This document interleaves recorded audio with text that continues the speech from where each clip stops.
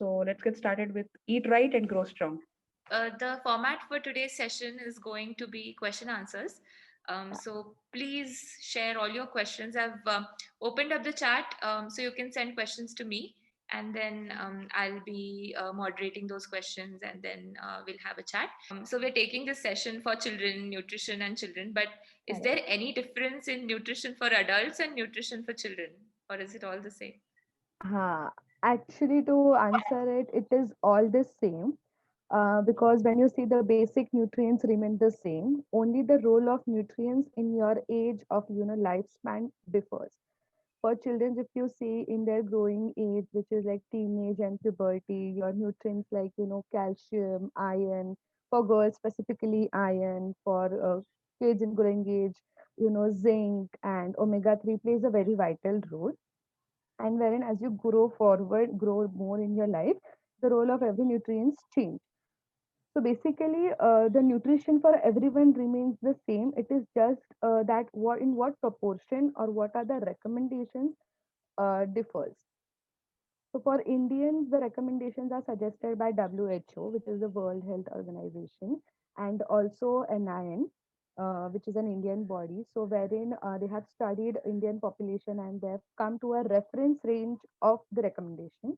It is not the ideal range, but it is the reference range which we can, follow. Great. Yeah. So then, uh, I have two questions already. So Okay. we'll take those questions. Yeah, sure. Before that, is there any healthy weight or healthy weight range that children should be in? And typically mothers are very concerned that मेरे बच्चे का weight बहुत कम है, कुछ खाता नहीं है, खाती नहीं है. So anything on that? Correct. So actually a very good question. I mean, whenever we do the consultation or have a reference for consultation, the very first question is that only कि मेरा बच्चा का वजन बहुत कम है, वो कुछ नहीं खाता है, उसका वजन कितना होना चाहिए. So mothers are always tense. I think when it comes to kids, they want to give their best to them. So there is nothing like an ideal weight or a height for any kid. So every kid is different. It depends on the parent height, which is parents height as well, or parents weight, which we call as target height and weight. Obviously it depends on their genes as well. So I would say as far as your kid is active, the kid is playing, the immunity is strong. Like when I say immunity is strong, what I mean by that is they are not falling ill very often. So cold and cough once in a while, say once in 2 3 months, is still okay. That is not a situation to panic or to say that my child's immunity is low. Unless and until the child is falling ill every week or say every month, you know, the child is growing in height, the child is asking for food, and the child is active and not cranky, your child is a perfectly healthy child. We do have reference, height and weight, as I mentioned, according to WHO, which states that where a child should be as per his age or an height. But that is just a reference where they have studied a particular number of population. But that doesn't imply for everyone. Right. If your child is active and playing, he's perfectly healthy. Cool. So the range itself, I should add, is quite huge. Yeah. Yeah, yeah. And so, and there can be children below or above it because, Correct. And they are perfectly healthy. Like their immunity is superb, their activities are good, they are brilliant, they are doing well in their, academics as well as your physical activity. So there's nothing to worry about unless until. right, right, right. So you said, children, they should eat everything. Correct. But do you have any suggestions? Because, children sometimes are fussy eaters, is what moms say. Yeah. They don't like vegetables, or they don't like milk, or they don't like certain things that mom wants them to like. So please So share. I have a question over here to moms. Like, for example, if you are forcing your child to eat a particular food item, in your childhood, had you eaten that? Or is it that when you grew up, you had started eating it? Because 80 to 90% of the kids don't like to eat vegetable. The kids who are under 5 years or so, like they would go if given a choice, they would like to eat Maggie, noodles, and all those things rather than having a roti sabzi. Correct. So my suggestion here, it would be, you can, it is, yes, it is very important to give all these things to them right from the age of like 1 year or 6 months, which we called as, weaning food, complementary feeding. So if the child is not having it directly as in form of a sabzi roti, maybe you can tweak the form in what you're giving and you can feed your child, right? So if he's not liking a particular sabzi, you can add it in a pav bhaji, which we regularly consume in every Indian household, right? Or else in form of parathas or tikkis. There are numerous ways when you can, feed them those things which the mother wants them to eat. You can give that way. Right, right. Are there any foods that we should avoid? Like you talked about Maggie and noodles, and children want to eat them. So what do we do? Yeah. Yeah, so we have to play very tactfully with them. So, up till the children are 3 years, when they're at home, they're not started their schooling yet, they will still listen to you. But once they start going to school and they see other people, like other friends' tiffins, and some moms give them, right? So that is the time when you seriously have to, work towards your kids. So I would say that consumption of junk food, which we call nowadays, all these Maggies, pizzas, and pastas, should be less. When I say less, it should be like once or twice a month. When it comes to Maggie, you can always prepare Maggie in another way. So, to give an example, is 90% of the households must be eating vermicelli, what we usually call as sevaya, right? So, it is just another form of a Maggie, but it is not made out of maida, which we call as refined flour. So you can boil the sevayas and you can add Maggi masala just to give them the taste, add some veggies to it, and you can serve them as Maggi only. So you satisfy their taste buds as well, and you don't give them harmful foods also. Correct. So, you can prepare those food items at home. You can add some nutrition value to it, and you can always feed the child. Yeah. So Mansi, so we talked about foods, like Maggie and pasta or other things. Correct. Are there like foods like sodas and stuff or juices, fruit juices? They're quite Yeah, popular. So right. So, fantastic question, Devi. Sodas is something which I feel everyone should avoid drinking, not only kids but adults as well.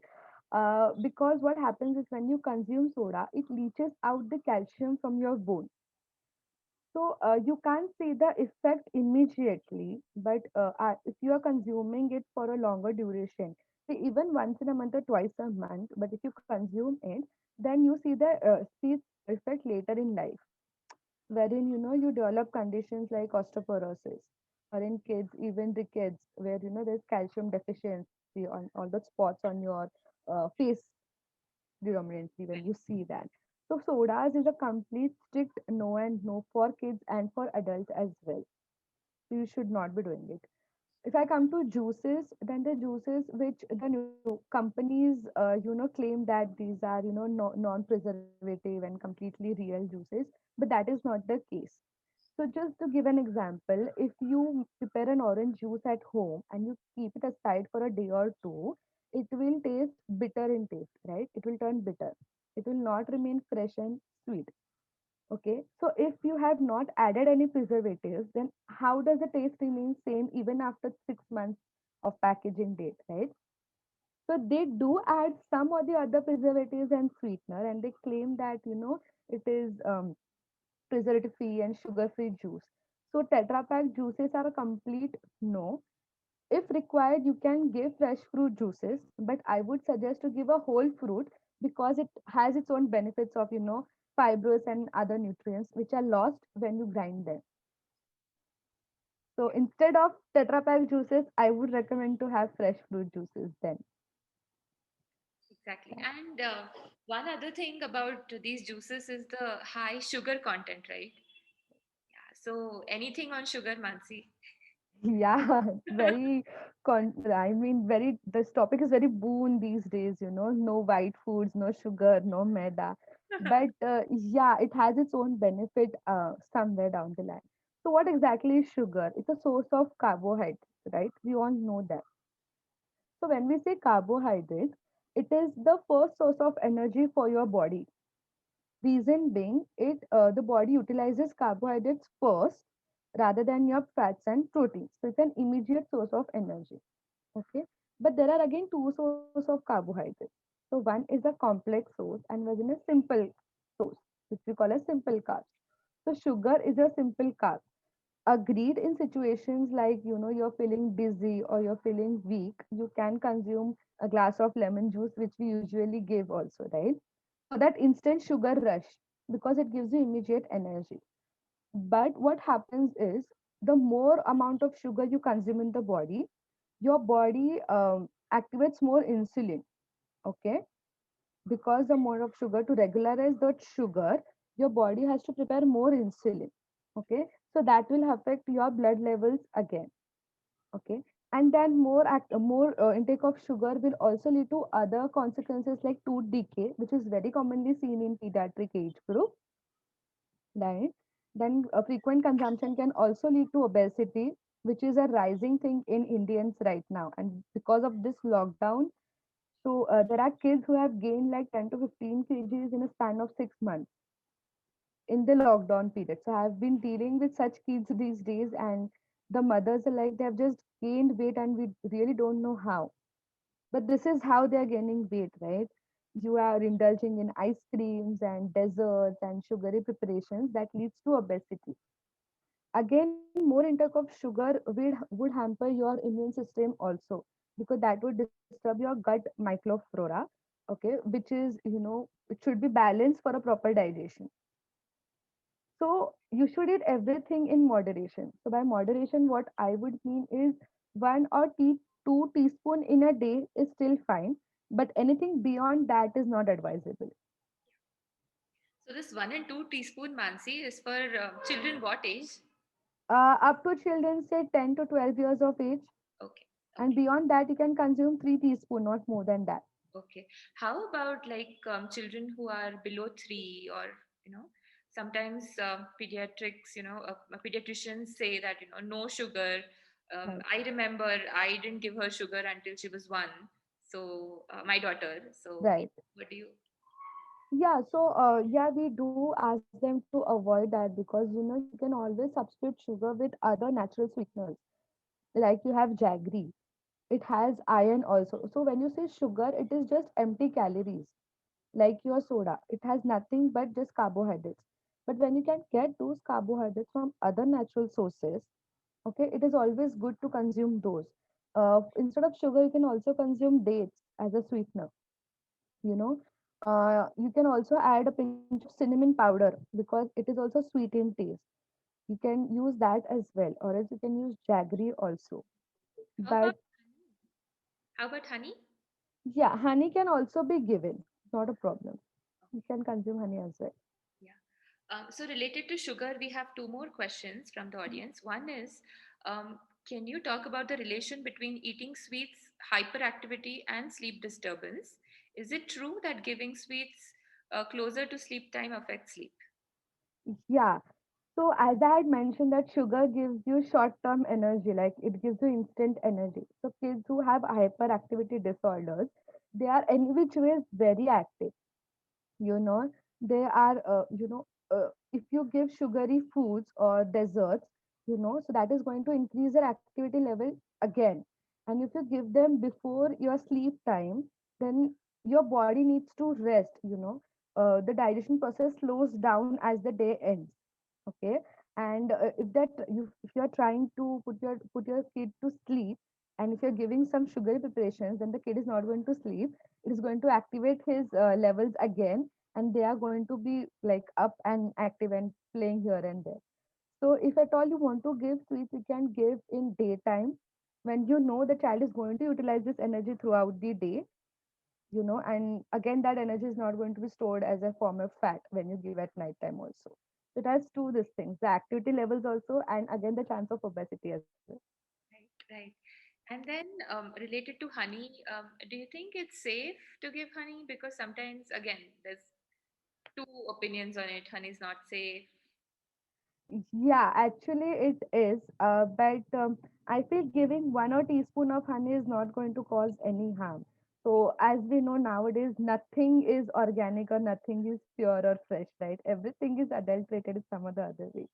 And I strongly believe personally that if you give something like this for honey, for example, or a normal water, when you go to restaurants, most of them tend to have mineral water or we want Bisleri only. But what happens is, then in this case, your child's immune system has been hampered. You're not letting your child's immune system to grow. You know, how would your immune system grow? It has to prepare some antibodies, it has to fight the infection. That is how it grows and it builds up and it's strong. If you protect that only, if you don't allow the body to prepare any antigens, then it is not going to be any useful. Then the child is going to fall sick very often. And then you give medications for that, right? So it's better to give and let your child's body build its own immune system. One other question on sugar. Should we give them biscuits? No, complete no. Because sugar will, sorry, biscuits will not only have sugar, it has refined flour, it has dalda ghee, like the vegetable ghee which you say, which is not advisable. Yes, if you are preparing at home, like cookies out of oat flour or wheat flour, then it is fine because when we prepare at home, we use the best ingredients. We use homemade ghee, we use, homemade whatever wheat flour, which is still healthy. But the products which you get in market are a complete no. And biscuits are again empty calories because it is just going to give you calories and nothing else. They say it is iron fortified, it is B complex fortified, but when you get those sources from, can get those ingredients from natural sources, then why do you want to give processed foods to them? And then one other question, which I think we already spoke about. So, can we give milk mixed with haldi and sugar to child before sleep? So again, So instead of sugar, you can, replace it with jaggery or dates puree or, kharik, the dried red powder that we say. You can add that and you can give. Not a problem. uh, okay. So Mansi, I think there are a few other questions which I'll take those as we touch those topics. Okay. Sure. So going back to the list that I have, um, are is there like a fixed number of meals that children should have in a day? Breakfast, lunch, supper, snack, dinner, or Okay. So, every household has its typical food habits, right? Few people like in Jains mostly they have brunch and they have early dinner, correct? Few people might be having dinner at 9 o'clock. So every household follows a typical pattern, a meal pattern.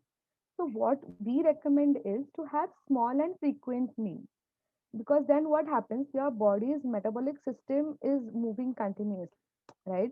So your body knows that I'm going to get something for my fuel in next 2 or 3 hours maybe. Okay. So there is no set pattern that one should have 3 meals a day or 4 meals a day. When your child demands for food, when the child feels hungry, he'll come himself and he'll tell that I'm hungry, give me something, right? So you should not stick to the clock. Okay, it's 2 hours, I have to feed him something. Okay, it's 2 hours, I have to feed him something. No, because there are days when the child will utilize more energy and he'll feel more hungry, and there are days when the child will not be so active physically and he might utilize less energy. So the days where he'll eat thoda extra food or days he'll eat thoda less food, that's okay. Can follow that. But yes, small and frequent meals is something which we suggest, which is like have something either in a liquid form or a fruit or a small snack, either like in 2 to 3 hours maybe. yeah. And can you elaborate on the role of breakfast? Yeah, very important. I feel, and not only for kids but adults as well. Like we are so busy in our life nowadays, and we are always on a rush. I have to do this, do that. So even we tend to skip breakfast at times. But you know what? The word breakfast itself suggests that you're breaking a fast, which means if you're having your dinner, at latest by 9 or 10, so you're fasting for around 8 to 9 hours during the night time. So it is very essential to break that fast in order to, give a signal to your body that now my day has started and you have to start utilizing the energies. So what happens is when you start your having you start your having daily routine without having breakfast, the body is utilizing its own stores, right? So then your muscle loss and all those things are seen. But if you have breakfast, your body's metabolic system is also cyclized.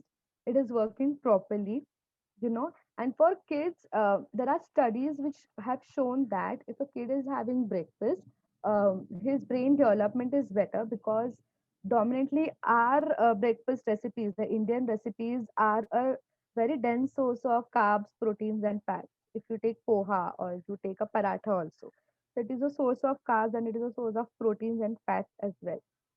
So which is a combined meal. So when you provide carbohydrates to your body, the brain utilize it. Okay. So if the brain is getting the energy, it is helping the child to, maintain its concentration, to develop its cognitive development as well. The kids, there was a study which I had came across that they did a study between kids who had breakfast and who didn't had.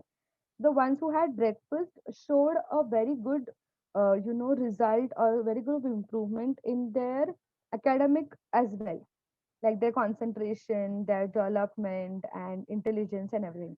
Vice versa, with the kids who didn't have breakfast showed a poor result in their academics, and also it helps in your physical activity and your physical strength as well. So, as the tagline says, we should have a breakfast like a king, lunch like a prince, and dinner like a supper. But what we are doing nowadays is completely opposite. We are skipping breakfast and we are binge eating on a wholesome dinner, and then we are straightly going to sleep. So I think we need to change that.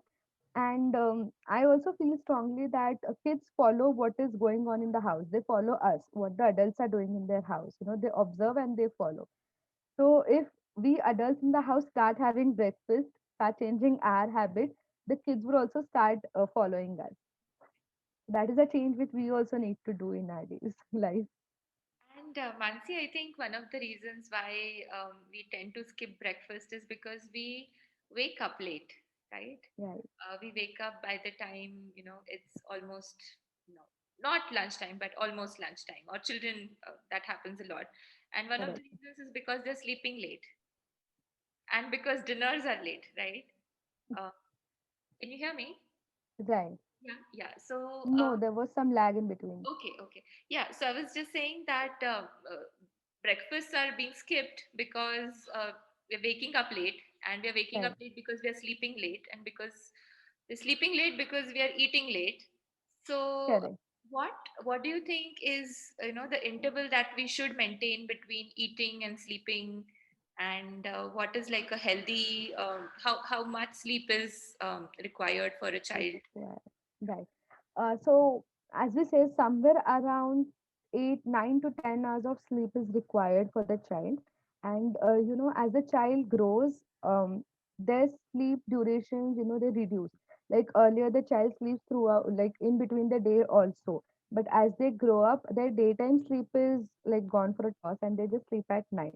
So throughout the day, they are very active. They are playing and they are on their toes, right? So I feel the child should get a good sleep of say around 9 to 10 hours at during the night time. And when we say that, what should be the time gap between the meals and everything, so our body does require to rest, and so are our internal organs as well, right? So during the daytime, they are in their active mode and they're working. During night, also they are working, but at a slow pace. That is when we say that the dinner should not be, beyond 9 or 10 o'clock, or the dinner should be light. The reason being, the digestive system also becomes slow during night time, so we need to eat easily digestible foods, correct? And somewhere around fasting of 10 to 12 hours is still fine. So the time your baby wakes up in the morning is what you need to feed them a proper balanced meal. And as you said that, kids tend to wake up late, or nowadays because of everyone, most of the time, most of the people are working from home. So our cycle has also been little disturbed. So earlier, when our mom used to get up at 5 o'clock, she might be getting up at 7 o'clock now.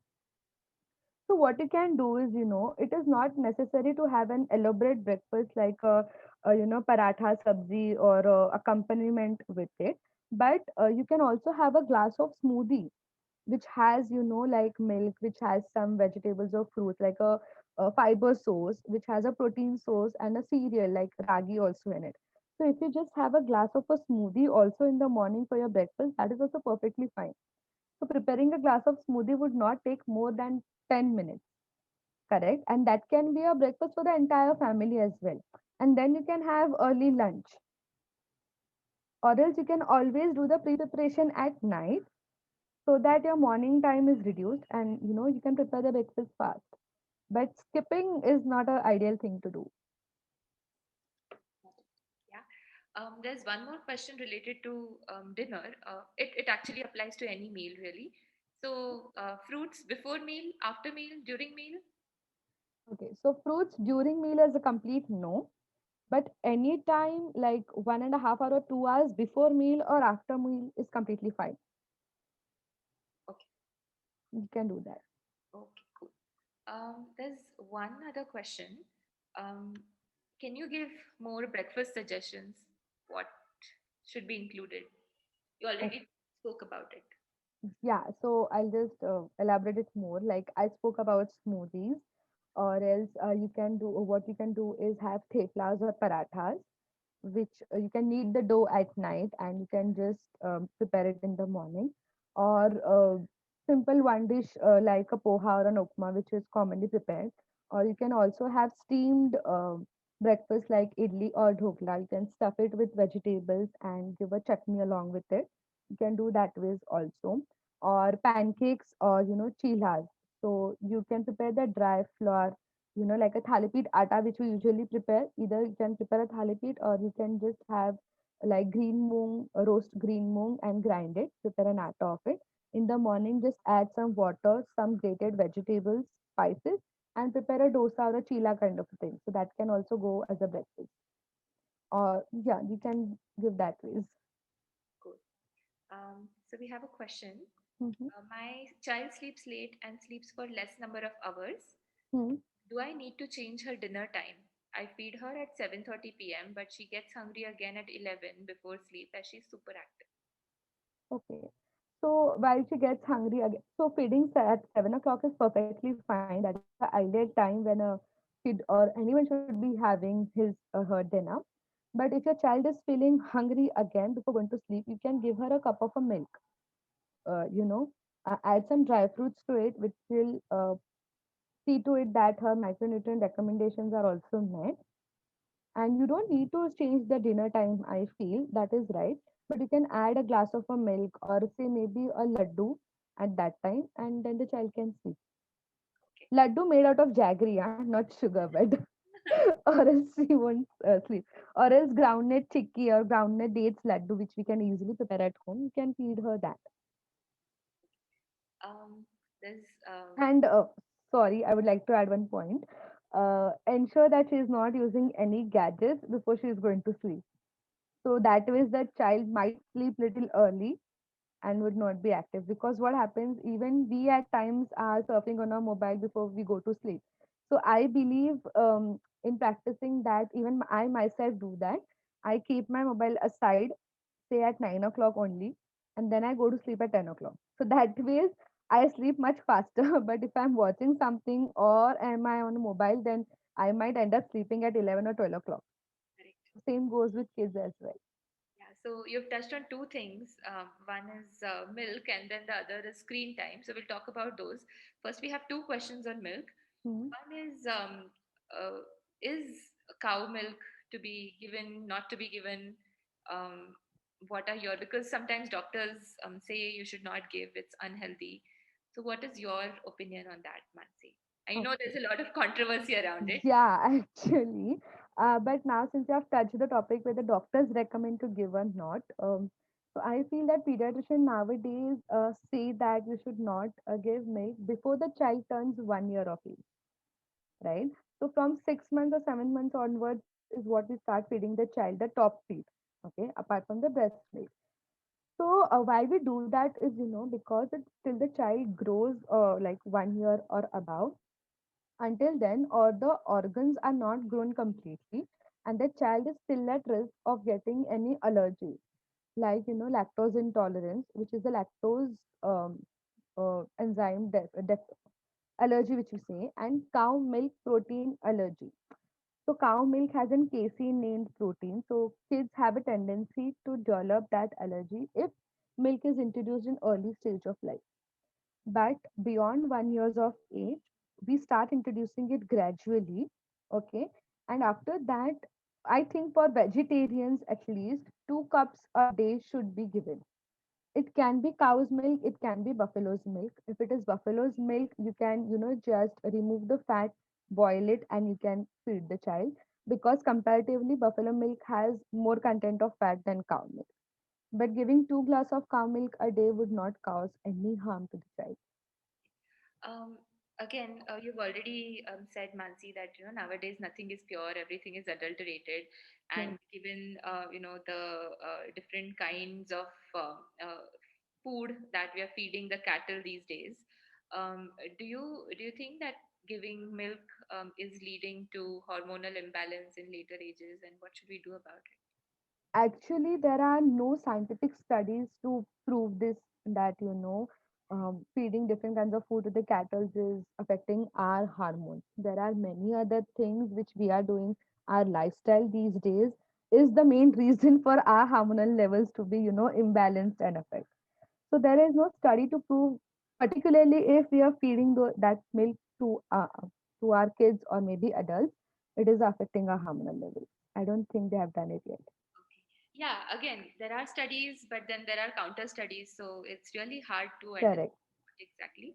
And again, it also depends on a person's individual choice. Like there are people who are vegan who completely avoid milk, and there are people who consume milk in moderate amounts. So, and I also feel like sometimes milk is an easy substitute for food. So, कुछ नहीं खा रहा चलो एक glass दूध P ले. So, what do you think about that, Mansi? So, yes, it is a complete substitute because it has many of the nutrients, right? It has carbohydrates, it has protein, it has B12, and B12 for a vegetarian is a very rare thing to get. So, milk and milk products are, comparatively better source of B12 for vegetarians. It has calcium in it, it has some amount of phosphorus in it. So, it is a power pack of all the nutrients, Mhm. and it is easy for the mothers also. Just pour a glass and give to your child, right? Yeah. So it is a good food item, I should say. Okay, how about so Ankita has asked a question. My child does not have milk at all. So is that going to hamper his growth?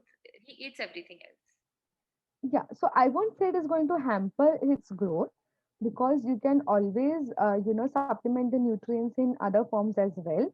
But if you want to, you can add like you can start incorporating milk in other ways to the child.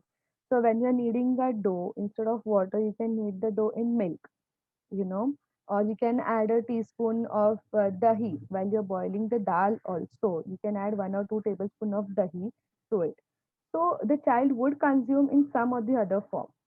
Or to begin with, you can also start with milkshakes. If your child is liking any particular fruit, say banana or strawberries, so you can start with milkshake as well. You can give fruit custard as well, so the child will start developing the taste, and I believe positively, gradually he'll start including milk also. Great. So Prachiti has touched upon a very important topic, and Yeah. I'm sure you appreciate it, Mansi. How much water should children have? Okay, wonderful question. Thanks, Prachiti, for asking that. I was really hoping someone would ask about water, because that is the most thing which has been neglected, for adults as well, right? And for kids, making them drink water is a very difficult thing for mothers. So even I have patients, and the parents are so concerned that they just don't drink water. But you know what? Water, now recently they have included water as a nutrient as well. So earlier it wasn't included as a nutrient, but now they have included as a nutrient as well, and they have added to the food pyramid as well. Because you know what, our body consists 75% of water, right? And it helps in regularizing many things like your digestive system, your metabolic system in the body. It helps in that as well. And the more water you drink, the more you urinate, and the more toxins are flushed out from your body. So again, the kid falling ill, the chances of kid falling ill is also reduced, because if the toxins are flushed out from the body, then there is no way that the immune system is hampered, right? So it is beneficial in that way as well. Also, the water, if you drink like considerate amount of water, it prevents our body from any metabolic shock as well to the internal organs, which we might not even realize in our day-to-day life. But there is tremendous level of activity that is going on in our body. Okay, and water prevents all those. Water regularizes it, and water itself is called as a lubricant. So yeah, it is a very important thing. It is a very, very important nutrient, I would say. Rather than proteins and fats, water or fluid is what we should really focus on. And also, wherein kids have tendency to gain more weight, water would help into, satisfy their hunger as well. So, like if you're feeling hungry or the hunger primes just rises, and if you drink a glass of water, then you have satiety to some level, correct? So it is a very important nutrient. So, any recommendations on how much? Okay. So ideally that depends on everyone's weight. So in pediatrics, what we do is we calculate the water requirement based on the weight. Okay. And but somewhere around for kids who are say below 10 years of age, so somewhere around 1 to 1.5 liters of water is what we would recommend. Kids above 10 years, somewhere around 2 to 2.5 liters is what they should be drinking. There's a question about an older child. Um, Okay. Wait a minute. Okay. So my 10-year-old daughter is not sleeping. She's constantly on the move. Um, could this be linked to her diet? And what can I do about it? So whoever asked this question, I would say I can't just comment like that because before I could comment anything, I should know what her dietary pattern is, where exactly what is going on. So we can have one-to-one session and I can help you with that. Yeah. So Mansi, maybe towards the end of the session, if you can share your contact details for whoever wants to connect with you later for the personal questions. Yeah. Yes, yes. I'm available for teleconsultations as well. I'll share the details. Okay, okay, great. There's one other question. So, what is the best supplement? Again, they've mentioned the age of the child, but in general, like, what is your take on supplements? And do we need calcium or vitamin supplements? Yeah. So I strongly feel, supplements should be avoided as far as we can, unless and until we have any specific condition where it's the demand. Like you had mentioned in my intro that I was working with cancer kids for 5 years. So in their case, we had to give supplements because their body's demand were doubled, but their intake was almost zero because of the dangerous disease they were fighting for. So to meet up and to fight that disease, yes, we used to recommend them supplements. But if a kid is healthy without any illness, I would strongly suggest to don't go for any supplementation, not even Pediasure, and nowadays all those ads are going on. Please don't go for that. Try and give as much as natural food sources that we have. We have everything in our household. It's just that we don't utilize it well, right? So we can easily incorporate that in a kid's diet, and we can achieve the recommendations what the ideally the kid should be having. So please don't go for any supplements, because at the end of the day they are hydrolyzed, they are processed, they are not the natural form. So it's always best to have the natural form only. Yeah. So you touched on Pediasure. There are so many other products that are specifically marketed, keeping children in mind. Correct. be it, Complan and Bonvita to Cerelac and Farix and whatever it is. So yeah, please. Okay. So when it comes to Cerelac and Pharynx and all those, it is what? It is just dal rice, right? They have just hydrolyzed it and they have powdered it. And the mothers, I'm sorry, but what happens is nowadays everyone are working mothers. So what they feel is just add water and give it to the child. It is easy for them. But you can prepare Cerelac at home as well. Just dry roast the grains, grind it, and prepare it. But it is without any preservatives.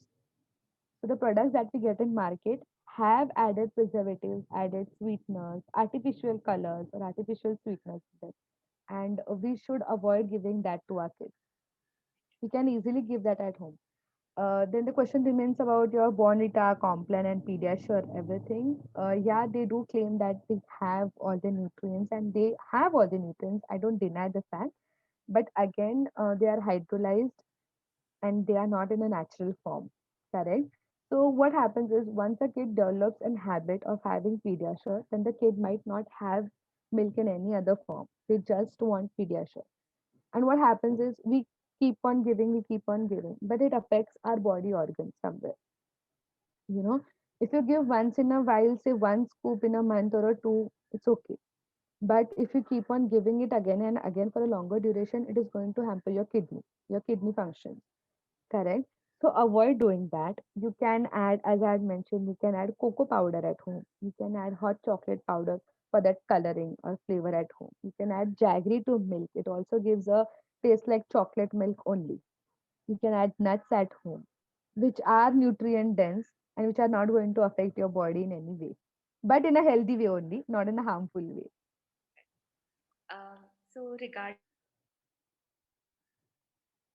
So regarding the texture, so we when children are younger, we typically have powdered foods and add water and feed it to them.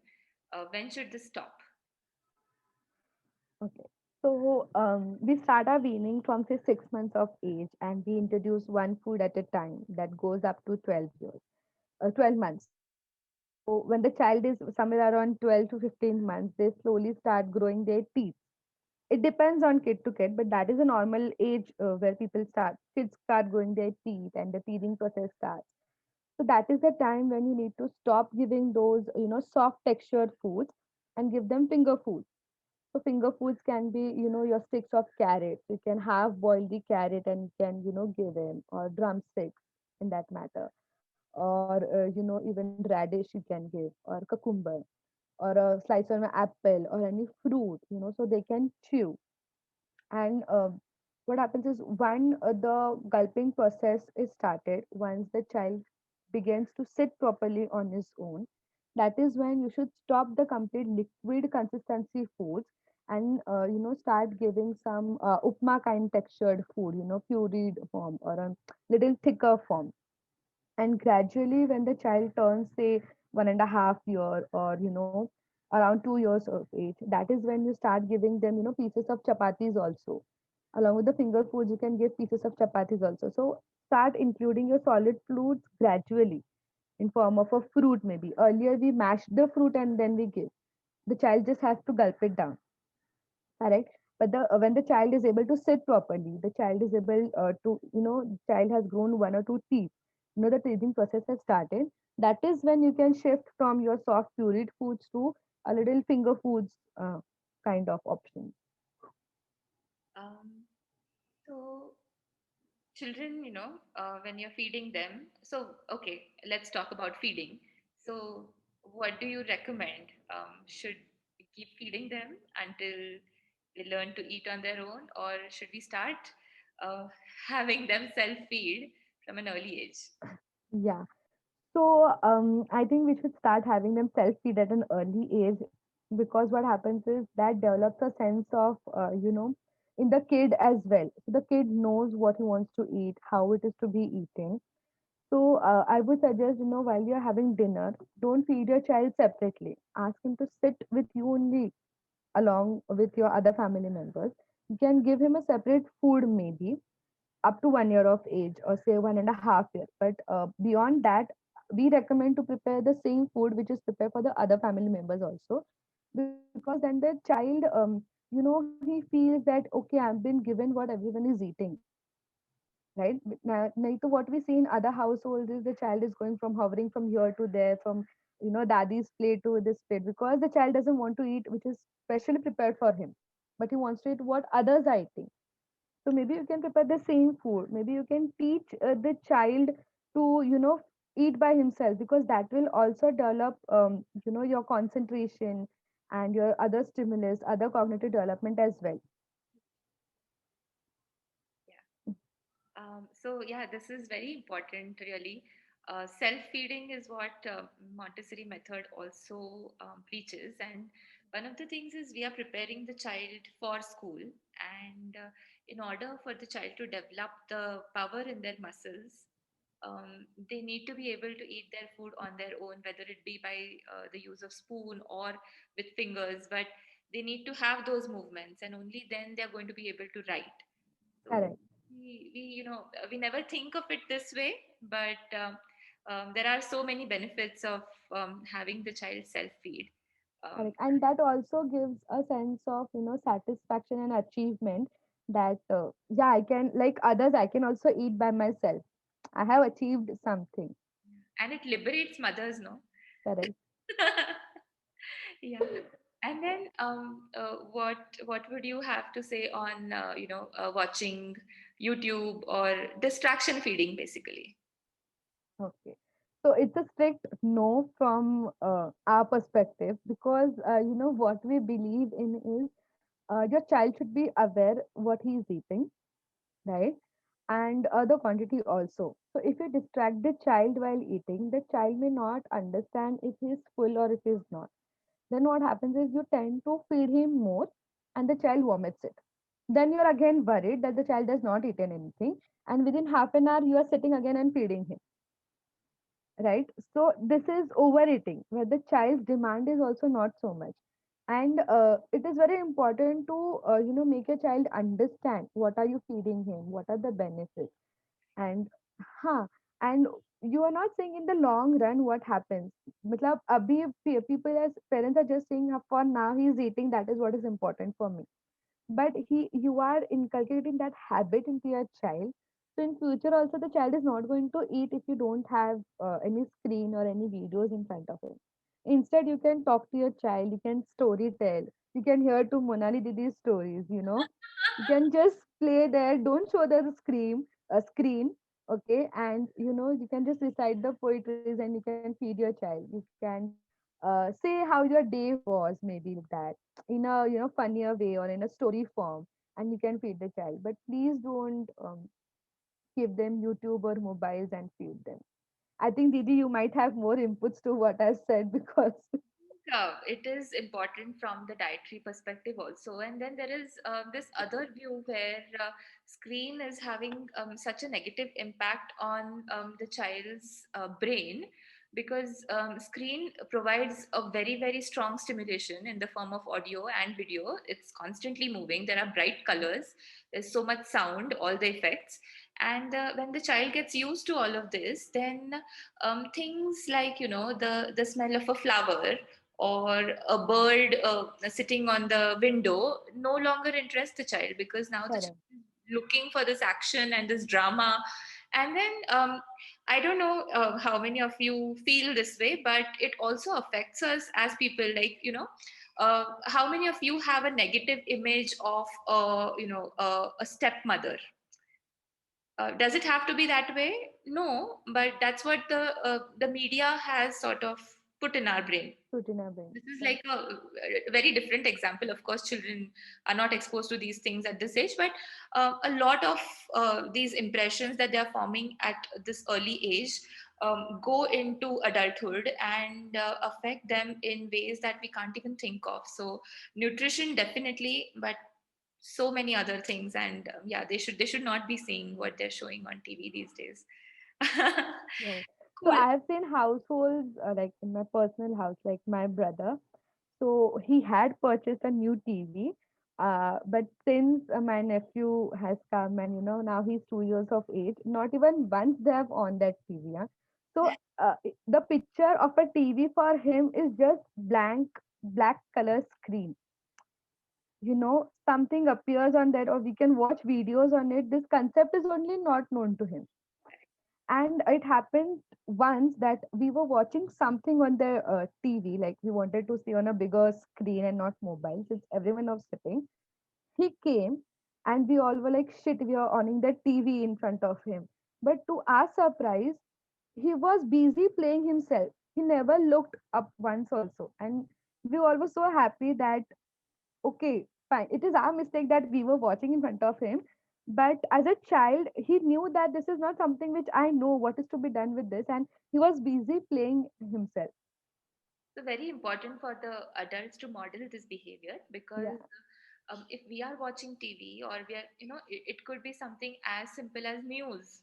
I am, doing something important. I'm watching the news, but that is still TV for the child. The child doesn't understand the difference between news and cartoon and other things. So Correct. very important to model this behavior. Whatever you want to see in your child, do it yourself first.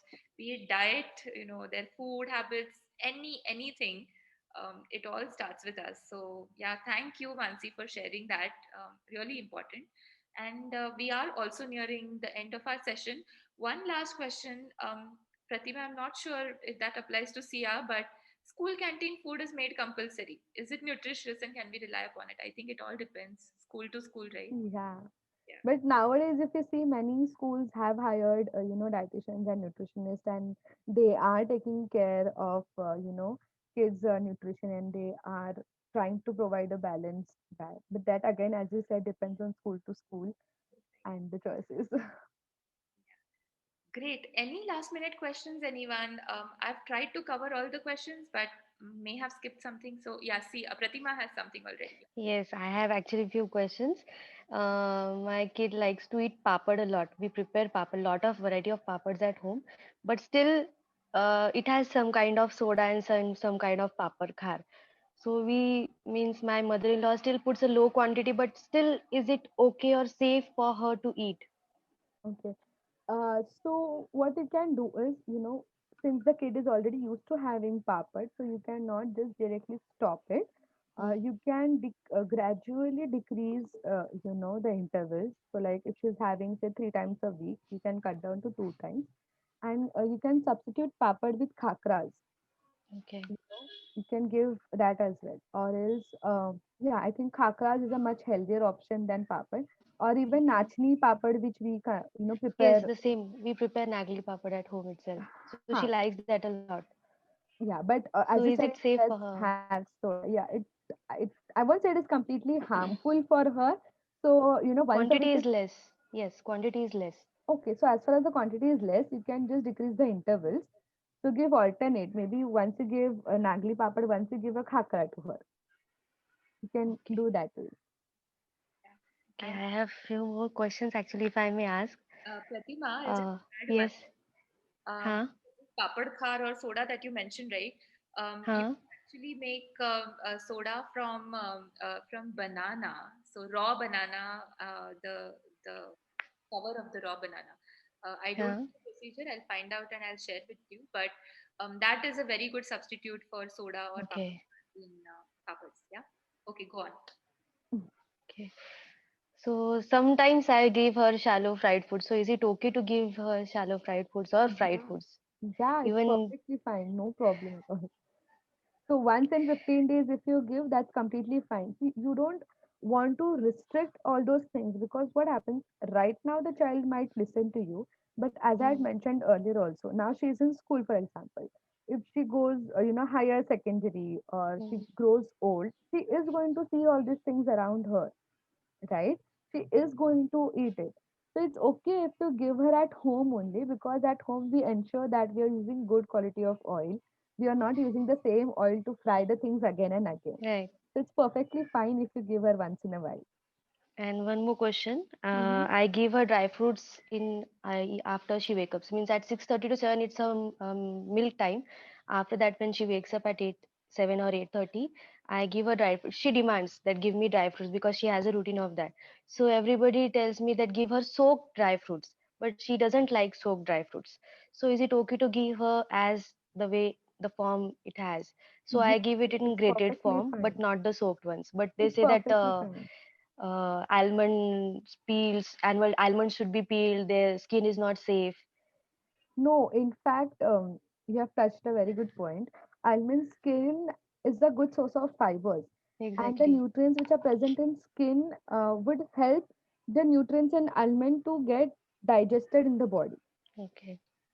So, and when you eat raw almonds, you don't peel the skin, right? You eat it along Exactly. with the skin. Yes, many people used to suggest me, "Nain, you should peel the almonds, you should soak them, and then you should give it to her. No, It's no, no. not safe You for can her." give even soaked almonds can be consumed with skin. But she Just doesn't like that way.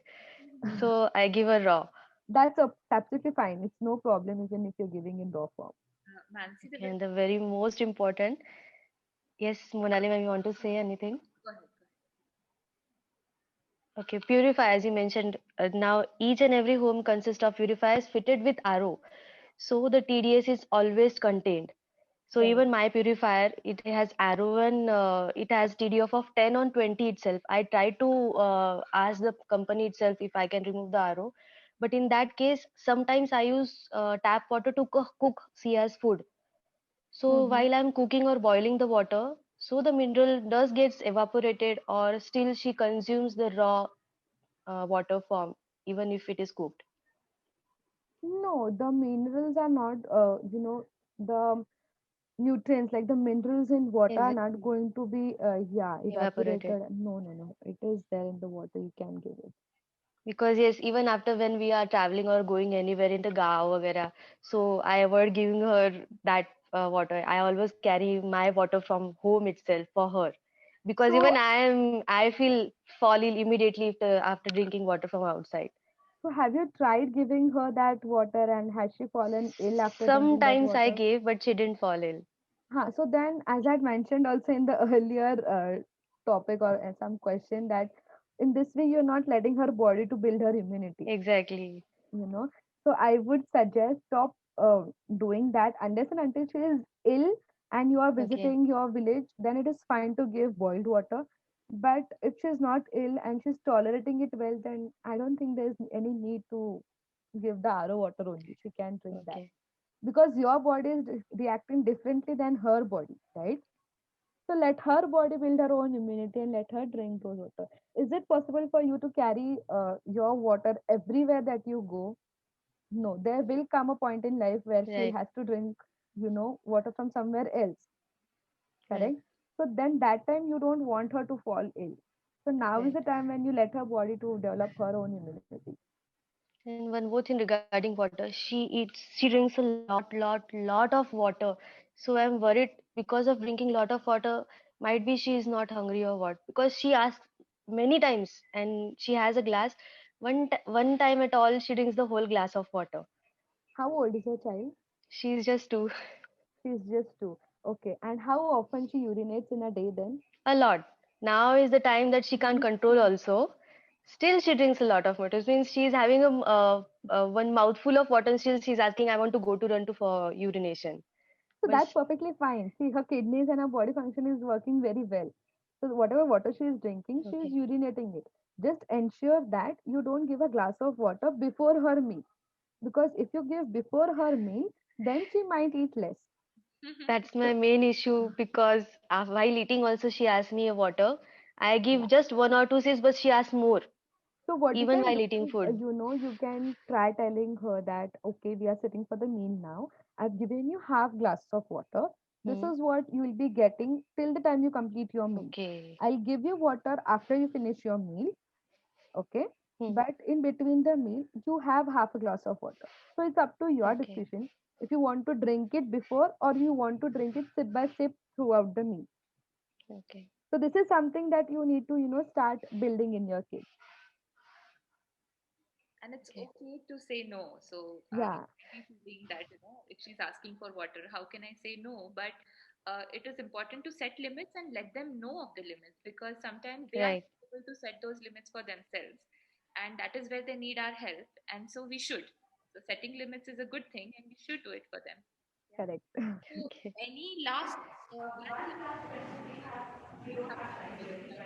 in case anyone has been waiting, we could take one, and we'll have to close the session after. So anyone?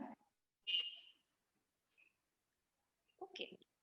I guess that brings us to the end of the session.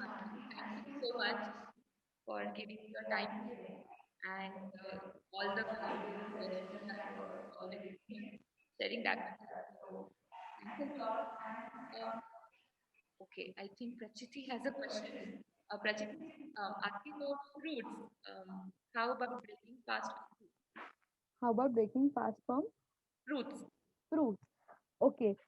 So fruits like if you have banana or papaya, it is still fine if you break the fast from that. But ensure you're not just eating fruits to break the fast. Like you have something else also to go along with it. But if you say that I'll have a bowl of fruits as in my breakfast, then that might lead to other GI disturbances like acidity or stomach upset because the fibers in the fruit will cause a disturbance in your metabolism. So if you have something else like a smoothie or a shake first, and after that, after 2 hours or 1.5 hours, if you have fruit, then it's completely fine. Your body will digest it, it will break down the fibers also, and it won't lead to any, flatulence or any GI disturbance. But don't just have fruits for breakfast because that can cause its other side effects also. Great. Thank you, Mansi. Thank you Thank everyone you, Didi. for attending Thank the session. So, ma'am, again, reminder for all of them, make sure you don't miss it. It's about good carb. Yes. Ma'am, you want to take a picture? Oh, yes. Shall we all switch on our cameras and take a quick picture? Hi, Araja. Hello. Hi, everyone. Awesome. So I'm just going to Vinita, Anita, Ujjwala Auntie, Ankita, Pushpanjali. Okay, I guess that's it. Great. Thank you so much, everyone. Bye bye. Bye.